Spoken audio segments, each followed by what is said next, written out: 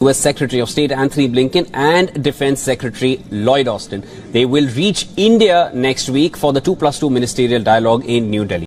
America रक्षा मंत्री Lloyd Austin और अमेरिकी विदेश मंत्री एंटनी ब्लिंकन दिल्ली आएंगे और खबर है कि दोनों भारत के विदेश मंत्री और रक्षा मंत्री के साथ मुलाकात करेंगे। ये पता चल रहा है स्टेट डिपार्टमेंट की प्रेस रिलीज के जरिए कि सेक्रेटरी बाइडेन और डिफेंस सेक्रेटरी लॉयड ऑस्टिन जो है वो इंडिया आ रहे हैं फॉर 2+2 मिनिस्ट्रियल डायलॉग। अब ये जो मिनिस्ट्रियल डायलॉग है ये अमेरिका और इंडिया के बीच में एक बड़ी एक जिसे आप बोलते हैं नेक्स्ट लेवल की एक एंगेजमेंट है। हमारे भी तो मिनिस्टर जाते हैं, वो क्या जाके कहते होंगे, क्या नहीं कहते होंगे यहाँ इन्वेस्टमेंट करें। यार आप देखो मेरी बात सुनो, हमारे जो मिनिस्टर जाते हैं इधर, हाँ, उधर जाके वो अकेले फिर रहे होते हैं। ठीक है, ठीक है। हम जब जाते हैं दूसरे कंट्रीज, अगर वो जाते हैं वो जाके प्रोजेक्ट्स पे बात करते हैं, हाँ, ट्रेड पे बात करते हैं। हम जाते हैं, हम जाके एड पे बात करते हैं कि हमें थोड़े पैसे दे दो, मिशन पे बात करते हैं। India as an emerging power in the world now, और खास तौर पर कहा गया है कि जो इनिशिएटिव्स लिए गए जिसमें G20 summit and voice of global south summit करवाने के बाद अब इंडिया उस जगह पर है दुनिया में जहां पर वो एक बिगर रोल प्ले कर सकता है। इतनी दफा अमेरिकन लीडरशिप इंडिया आ रही है, आई जा रही है, तो आपको लेवल ऑफ कोऑपरेशन की जो है वो समझ लग जाएगी कि जी हमें हाई लेवल ऑफ एंगेजमेंट चाहिए गवर्नमेंट, इंडस्ट्रीज, एकेडेमिया, इंस्टीट्यूशंस के दरमियान, ताकि हम वो जो इंडिया यूएस पार्टनरशिप है उसको एडवांस लेवल पे ले जाएं। इंडिया एक इमर्जिंग पावर है, इंडिया एक बड़ी ताकत है जिसने हमने देखा कि G20 जब समिट करवाई तो पूरी दुनिया की ताकतें वहां पर इंडिया में पहुंची, पूरी दुनिया की लीडरशिप वहां पर पहुंची, और इसी तरीके से कहा यह गया है कि वॉइस ऑफ ग्लोबल साउथ जो है वो भी इंडिया बन चुका है।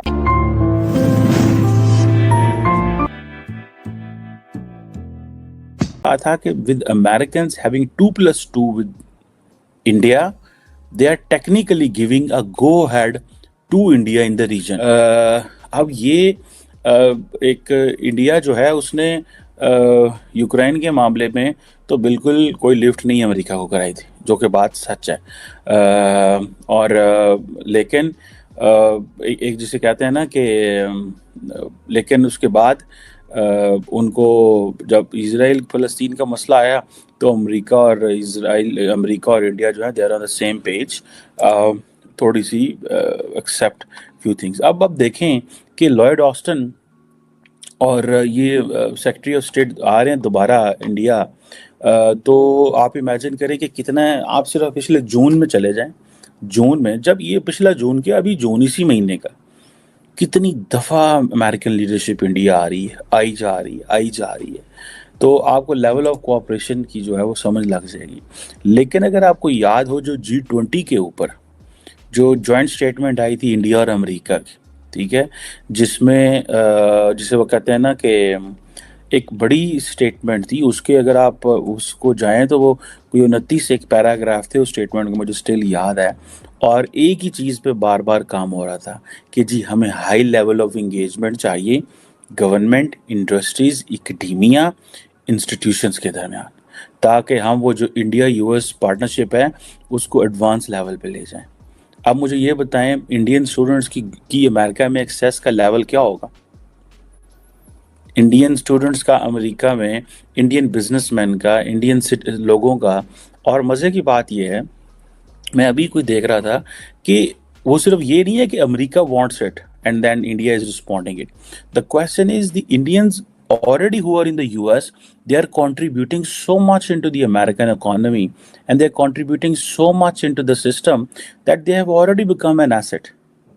अब बार बार एक ही बात आती है जी कि जो बाइडेन साहब जो हैं उनकी कैबिनेट में या उनकी एडमिनिस्ट्रेशन में कितने लोग हैं जो इंडियन ओरिजिन के लोग हैं, ठीक है।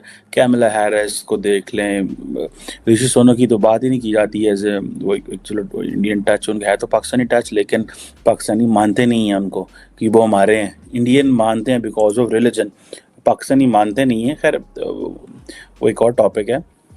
सो ये जो क्वेश्चन है जिसे वो कहते हैं ना कि एक एम्बिशियस हैंडशेक है दोनों मुल्कों का, इंडिया का भी और अमेरिका का भी। जितना ज़्यादा अमेरिका इंडिया के करीब होता है इट मीन्स उतना ज़्यादा वो चाइनीज़ थ्रेट को सीरियस ले रहे हैं। लेकिन बार बार एक ही चीज़ कही जा रही है, कई लोगों का कहना यह है कि देखें मिस कैलकुलेशन, आप देखें रशिया यूक्रेन में क्या हुआ? फलस्तीन, हमास, इजराइल, अमेरिका इंगेज हो गया। इस खिते में क्या हो सकता है? इस खिते में एक जो वीक लिंक लगता है वो ताइवान है। आपको पता है मेजर इंडस्ट्री जो है वो ताइवान से शिफ्ट हो रही है। कोई अमेरिका जा रहा है, कोई चीन जा रहा है, कोई इंडिया जा रहा है, ठीक है, क्योंकि उनको पता चल गया है।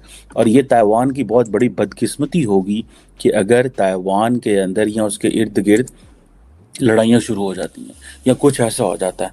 और आपको पता है चाइनीज़ जो हैं दे आर वेरी एग्रेसिव, वो बड़े एग्रेसिव हैं इस मामले में, लड़ाई के मामले में, लड़ना पड़ना और इन चीज़ों में दे आर वेरी लीथल, ठीक है। अब ये इंडिया को ये जो एडवांटेज है ना, सिर्फ और सिर्फ जो मैं आपको बात बताऊँ कि वो जो एक डिफेंस यूएस इंडिया का डिफेंस एक्सेलरेशन एक इकोसिस्टम एस्टैब्लिश हो रहा है जो इंडिया को इंतहाई ऑटोनमस लेवल पे ले जाएगा। लेकिन वो फिर कहने वालों का ये कहना है कि ठीक है, अमेरिका ने ही चाइना को सुपर पावर के करीब लेके आया, उन्हीं को इतनी बड़ी इकोनॉमी बनाया। सो वो जितना मर्जी इंडिया को दे लें but the Indians can't cross, America को नहीं क्रॉस कर सकते। सो इंडियन मीडिया को या आप ओपिनियन मेकर्स को देखें, वो बड़े केयरफुल होते हैं अमेरिका के बारे में, वो अमेरिका के खिलाफ कोई बात नहीं करते। पाकिस्तान में आप चले जाएं तो अमेरिका के खिलाफ बड़ी बातें होती हैं, मीडिया में भी हो रहा है, दबे लफ्ज़ों में भी हो रही हैं, ये हो रहा है। इंडिया के अंदर नहीं बात होती। इंडिया के अंदर इसलिए बात नहीं होती, one, now they are partner, second they believe we are getting so much, third is super power and और एक इंडिया के अंदर ये भी इंप्रेशन दिया जा रहा है और दिया पर्टिकुलरली वेस्ट को दिया जा रहा है कि ये जो मुस्लिम्स हैं they are a part of the problem. और इंडिया और बहुत बड़ी जो जितनी भी वेस्टर्न सिविलाइजेशन है वो सारी इस मसले को समझती है। अरे मिनिस्टर जब बाहर जाते हैं तो वहाँ जो मल्टीनेशनल कंपनीज होती हैं उन्हें जाके अट्रैक्ट करना चाहिए कि भाई हम भी दुनिया के छठे बड़े पांचवें बड़े ऑलमोस्ट कंट्री हैं आबादी के लिहाज से, यहाँ पे बहुत बड़ी मार्केट है, यहाँ आए आप अपनी कंपनी खोलें, यहाँ पे आके मैन्युफैक्चरिंग करें। क्या हम ये क्यों नहीं कर पाते? सर वो सबसे पहली बात तो ये है कि ये मिनिस्टर जो जाते हैं, ठीक है, इनके पास कोई लॉबी नहीं होती। अच्छा, ठीक है ना, इनको पता ही नहीं होता कि मैंने जाके वहाँ पे बात क्या करनी है, ठीक है ना, कोई इशू नहीं होता इनके पास, ठीक हो, विजन नहीं होता कि मतलब मैं जा किस लिए रहा हूँ। एक विजन शायद होता है कि मैं थोड़ा सा हेल्प मांग लूंगा, पैसे थोड़े से आ जाएंगे। ठीक है ना, एक बंदे ने इन्वेस्ट करना है, हाँ। वो आपसे मांगता है कि मैंने आपका इन्वेस्ट करना है, मुझे आप क्या सहूलतें दोगे, ऐसे ही है, ठीक है।